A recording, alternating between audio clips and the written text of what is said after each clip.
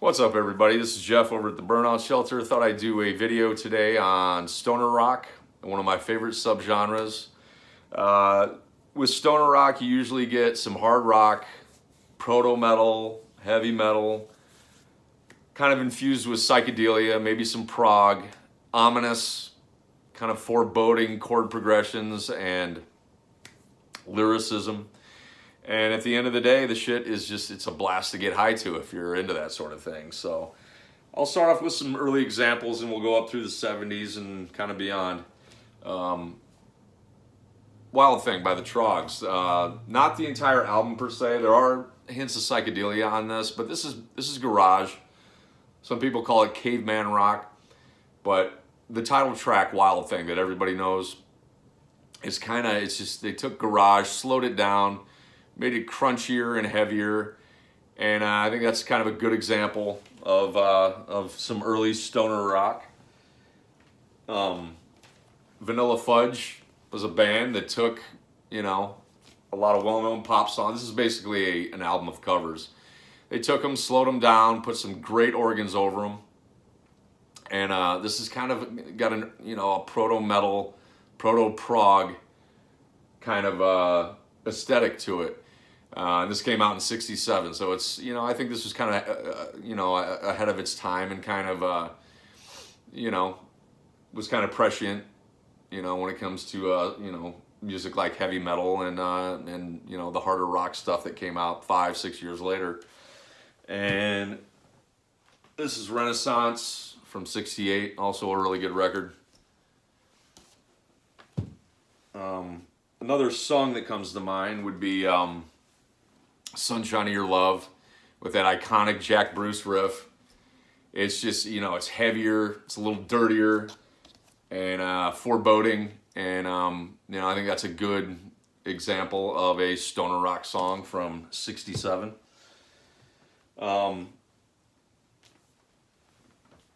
Randy Holden, Population 2. Randy Holden played briefly with Blue Cheer on their, I think, third album, New and Improved. He only played on about half that album, I think. This is a signed reissue.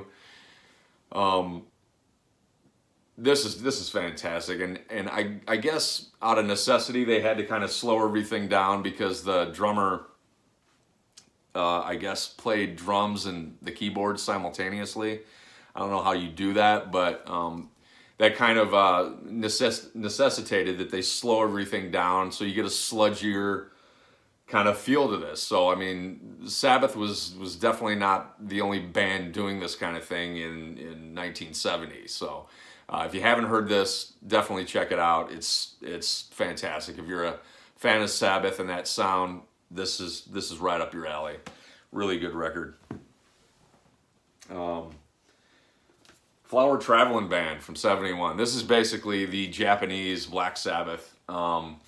This one was a little bit of a grower for me. The music was right on. I mean, right out of the gate for me. But the guy's vocals were... It took a little while for me to come around to this guy's vocals. There's a lot of kind of howling on this. But I've spun this probably 6 or 7 times since I bought it. And I'm definitely coming around to it.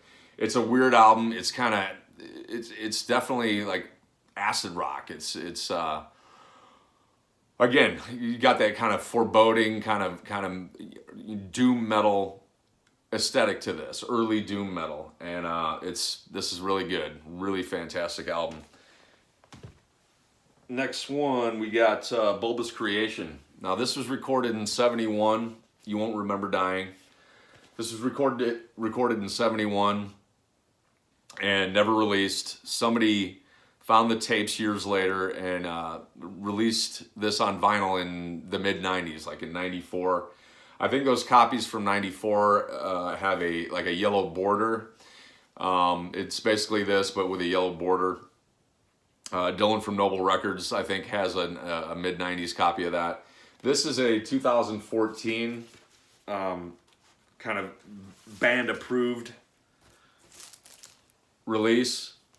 And this is just one of my favorite records now. I mean, it's just this doomy stoner psych Great guitar tone, great lyrics. You're dealing with themes like Satan and drug addiction.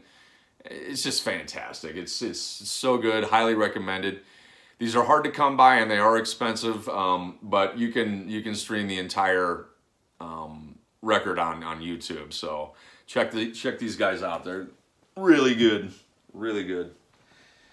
And maybe the penultimate stoner rock album, Volume 4 by Black Sabbath.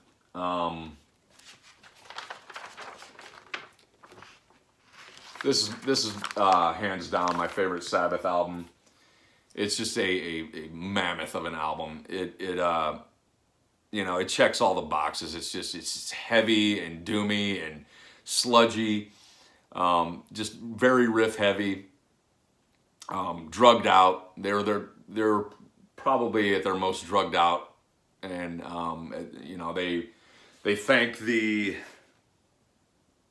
Coca-Cola company of Los Angeles. It was kind of like a tribute to their drug dealers, while they were recording this. But this is a band at their peak. This is a pretty common album, but my favorite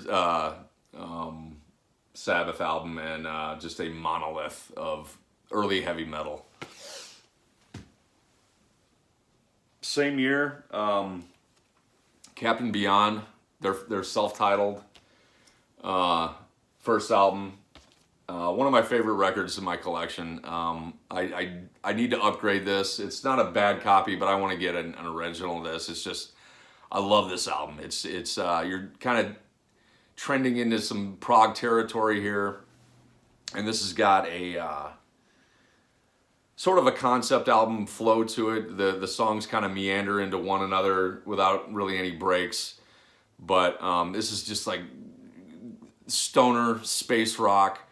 Fantastic riffing by Rhino and Lee Dorman from Iron Butterfly.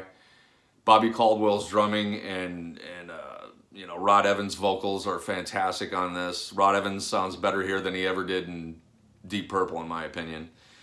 And this is a hard rock prog stoner metal masterpiece. Fantastic.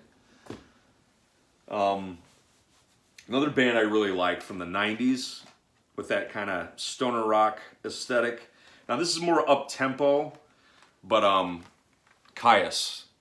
This is Wretch from 91.